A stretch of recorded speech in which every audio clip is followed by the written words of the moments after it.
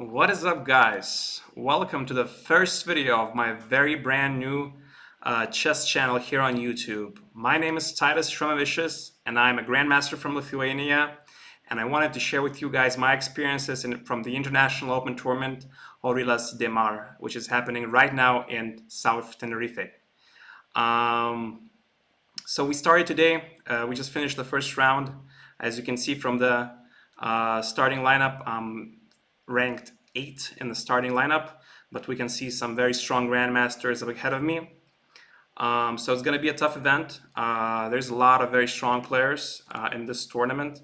If we scroll down, about 20 grandmasters, about 50 title players. So it's going to be a very tough and long event. And I just finished the first round, and today I played against a local player, a Spanish player rather, not necessarily local. He was rated just above 2000. His name was Paz Mendez German Christopher. I was with the white pieces, and I wanted to show you my game today and see how it went.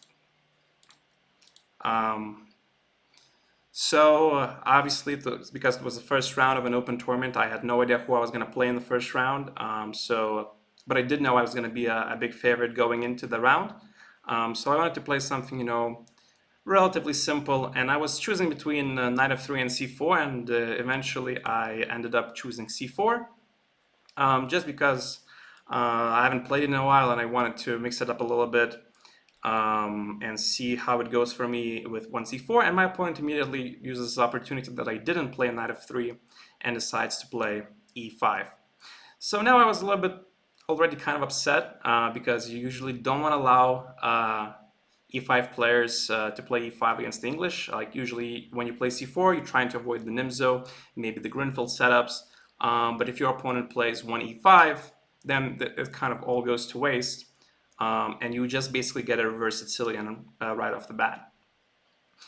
So here I was already a little bit unhappy, but I mean, just we started the game. I'm still a big favorite, obviously, and recently I checked this interesting move, a3, in this position, and I decided that I haven't had a chance to play it yet, so might as well try it now. Basically, a3 idea is to sort of postpone the development of my pieces right now and see what my opponent decides to do with his pieces and respond in kind. For example, if he goes knight f6, I'm going to close this, I think, yeah. Knight f6, then you can decide between a couple of setups. You can go for e3, you can go for d3, you can go for knight c3 potentially. And this a3 is usually a useful move in the Sicilian because it prevents some knight jumps or bishop jumps to the b4 square. My opponent did none of this, and he decided to play a5.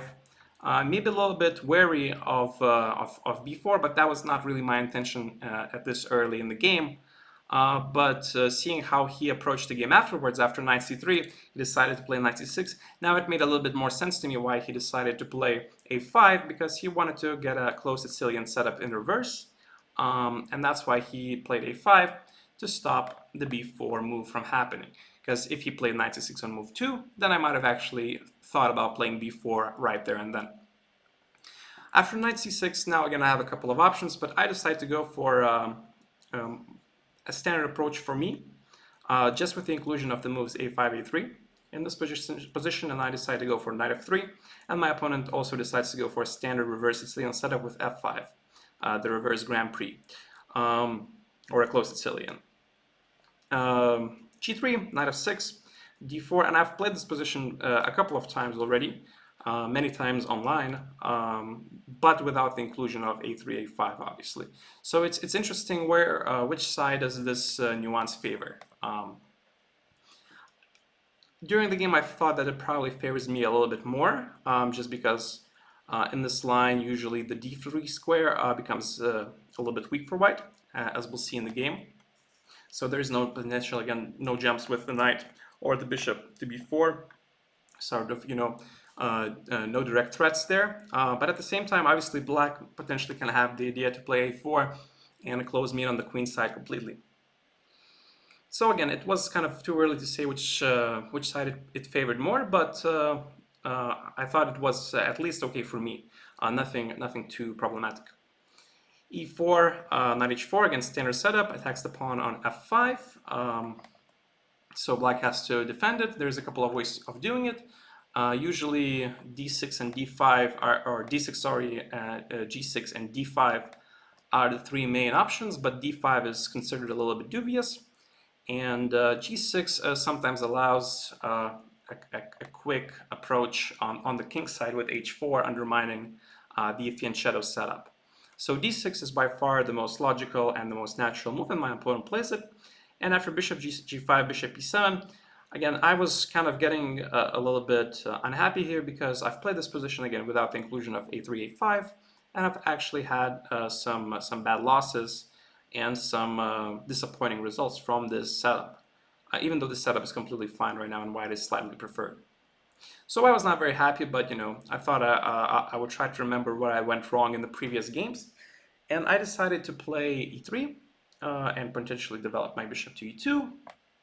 Then I would come to g2, f4, and then at some point this situation here would get clarified with bishop takes f6 and potentially knight d5, and we would have, sort of, again, a structure where I have traded my dark square bishop and my pawns are in dark square, so I should be somewhat better. But my opponent plays, after a bit of a think, he thought for maybe 10-15 minutes here, and he decides to go for a concrete sort of solution for the current situation to relieve the tension. He plays knight g4. Now knight g4 could be an interesting move potentially if I was forced to take. Let's say if I decide to take on e7, queen e7, then the knight would return. So we would get again basically the exact same position that I was planning to get, but with an extra set of knights. Again, which side it favors, it's a little bit unclear because on the other hand, on the one hand, black kind of has a little bit more space, but at the same time he is more committed to his structure, and he has more weak squares, right? Like 4 and e5. So I could put potentially even 2 knights and then start playing on the queen side, and maybe even rolling my h pawn as well. That would be my more or less idea in this position. But knight g4 is a bad move simply for the reason that I can just play h3. Now what h3 does is that it asks the black knight the question, what are you doing here, basically, right?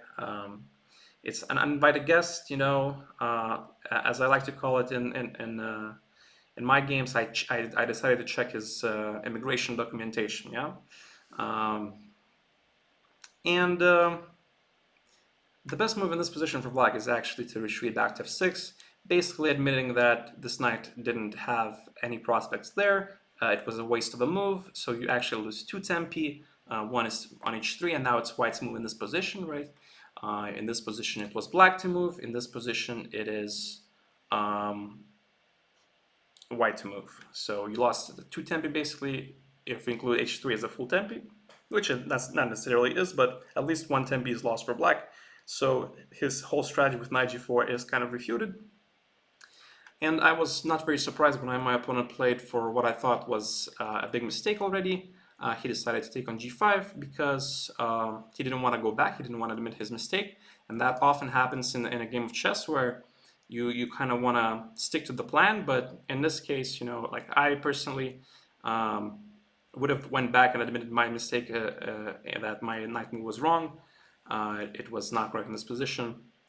But my opponent decides to double down with bishop takes g5, and now his position after a takes g4 becomes critical because his entire mass in the center is undermined immediately. My rook becomes very active all of a sudden. I have knight g6 ideas, and black's position is already basically in ruins, even though my position doesn't seem very developed. I've only developed 2 knights in this position, but because black is overextended and has a lot of weaknesses in his position, I'm already borderline winning. So my opponent decides to eliminate some of the threats with bishop takes h4, but now I went back to 2 bishops even, so I'm not even, behind in that sense. And after queen e7, I was thinking, what was the most direct way to play from this position. I believe the computer was suggesting knight d5, which made a lot of sense to me as well. But I thought this was the queen on e7. I thought was somewhat well placed, and on e7, as it happened in the game, it actually got captured by one of my pieces. After g6 f5, bishop f5, and bishop h3, I'm immediately targeting this pawn, and I'm asking again questions as to what this bishop is going to do. Black can retreat to g6, but then knight comes to d5, for example. Let's say bishop g6, knight d5. I was considering queen d8, and then maybe even bishop e6, just to eliminate my opponent's possible choice of castling, and then potentially follow with queen g4, or maybe even queen g4 immediately was also a move that I was considering. And you know, there are some reasonably strong threats already with queen g6. And black's position is very close to being completely busted. It is busted. It is basically busted. There's too many weaknesses on his side. Another move I was considering here for black was maybe g5, but again, it didn't really strike me as doing much because I thought I could, you know, move my rook. I could play queen h5 check. So let's say I play queen h5. I was actually considering knight e5 first, to be honest. Queen g7. If queen g7, then again, rook h5 is even a move. Queen h5 is a move. You know, you lose your right to castle, and I could maybe even, I was considering maybe I could even, you know, sacrifice an exchange like this, but you know, I'm going to collect a second pawn. Your king is uncastled. It's very weak. This position looks completely busted. But my opponent decides to just take on h3 in this position, and after rook takes e4, he basically decides to forfeit material while dealing with the spin, because after knight e5, let's say you go queen d7 or queen f7, I have this tactical motive rook takes e6, and after king f7, let's say you and I could probably play like queen h5, king d6, and queen g4, for example, winning the queen. Because the king cannot stay in touch with the queen anymore. But my opponent decides to forfeit his queen. He could have proceeded a pawn down, and you know, his king being weak, but he decides to give up his queen instead. And after giving up the queen on e7, you know, the rest of the game is more or less very straightforward. Okay, maybe a4 was unnecessary, but it doesn't really necessarily do much, but it doesn't ruin anything as well. And after here, I was considering maybe my opponent, you know, should at least try to double, and I was considering some, you know, fancy lines like this, and you know, this, and let's say here, and I'll just sacrifice, and then after this, you know, I take again, and then c7 is falling, you know, e7 is coming,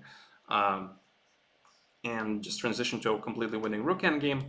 Or, you know, if my opponent played like king h8 or something, then I could play g4, you know, knight h4, f4, knight g6, let's say f5 then, and rook e7, and here, I mean, anything wins, but apparently the most direct is rook takes c7, just sacrificing the queen, and you know, material-wise, it seems like, you know, black is up a piece, but this knight is very grim on the rim. I have, you know, very massive pawn chain, you know, that is ready to start moving, and I can still collect a few more pawns if I need to on black side of the board. But again, like, you know, everything is obviously winning. Everything is, you know, good in this position anyway. So my opponent decides to play king f8, but then he forfeits the pawn on h7, knight g2, king d1, the last finesse, and rook f2, queen h8. My opponent, actually there was one more move, after king e7, queen takes g7, my opponent resigns. So a good start. Tomorrow there's a busy day, double round. The first round is 10 in the morning, so there's going to be a lot of action. I'll try to report maybe in the evening, you know, make two separate videos, maybe make one video altogether. We'll see how it goes. But yeah, the summer season is starting, and we start with a win, so that's good start. Thank you for watching, and I'll see you guys tomorrow.